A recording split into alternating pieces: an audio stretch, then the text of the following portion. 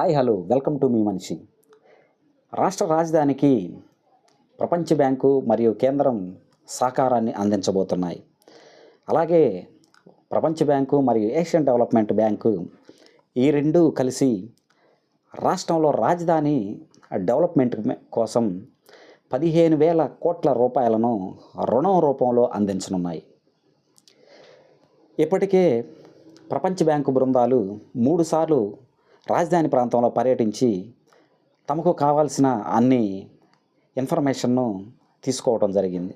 దీనిపై సానుకూలంగా స్పందిస్తూ 15,000 కోట్ల రూపాయలను రుణ రూపంలో అందించడానికి సుముఖతను వ్యక్తం చేశాయి.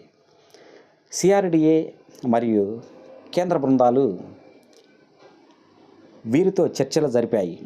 ఈ చర్చలు సఫలీకృతం అయ్యాయి కూడా. దీనిపై ఫైనల్గా అక్టోబర్ 8వ తారీఖున కేంద్రము మరియు సిఆర్డిఏ ప్రతినిధులు సమావేశమై సంతకాలను చేయడం జరుగుతుంది. ఈ సంతకాల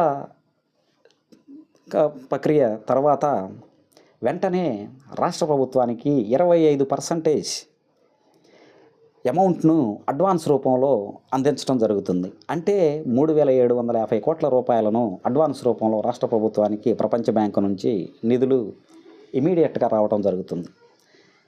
మిగతా నిధులు నవంబర్ నెలలో మొత్తం నిధులను రిలీజ్ చేసే అవకాశం ఉంది. నవంబర్ నెలలో మొత్తం నిధులు రిలీజ్ అయితే డిసెంబర్ నుంచి రాజధాని అభివృద్ధి పరుగులు పెడుతుందని, రాష్ట్రంలో అభివృద్ధి జెట్ స్పీడ్తో వెళుతుందని ప్రభుత్వం భావిస్తుంది. అలాగే ఈ తీసుకున్న రుణంలో 90% కేంద్ర ప్రభుత్వమే భరిస్తుంది, 10% రాష్ట్ర ప్రభుత్వం భరిస్తుంది. దీనిలో అలాగే 15 సంవత్సరాల మారిటోరియం కూడా ఉంటుంది. ఈ రుణం పైన వడ్డీ కూడా 4% లోపే ఉండవచ్చునని భావిస్తున్నారు. ఈ రాష్ట్ర ప్రభుత్వం కట్టాల్సిన 10% వాటాను కూడా కేంద్ర ప్రభుత్వం రాష్ట్రానికి ఇచ్చే నిధులలో ఏదో ఒక విధమైన సర్దుబాటు చేసి ఆ 10% ధనాన్ని కూడా కేంద్ర ప్రభుత్వమే కట్టే ఆలోచనలో ఉన్నట్టు తెలుస్తుంది. ఇదే కానీ జరిగితే ఆంధ్రప్రదేశ్ రాజధానిని అమరావతిని ఆపేవారు ఎవరు లేరు.